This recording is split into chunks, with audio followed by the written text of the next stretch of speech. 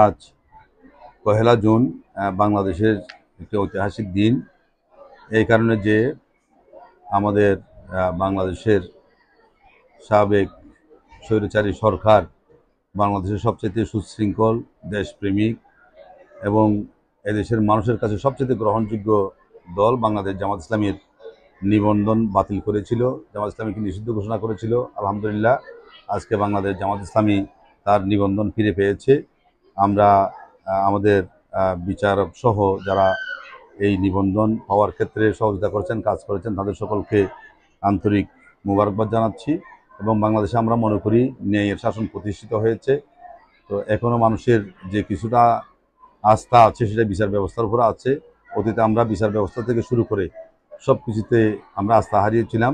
আবার বাংলাদেশ তার স্বাভাবিক গতিপথে ফিরে এসেছে। আমরা দেশবাসীকে অভিনন্দন জানাচ্ছি এবং আহ্বান জানাচ্ছি আগামী দিনে ইনশাল্লাহ বাংলাদেশকে একটি কল্যাণময় রাষ্ট্র উপহার দেওয়ার জন্যে।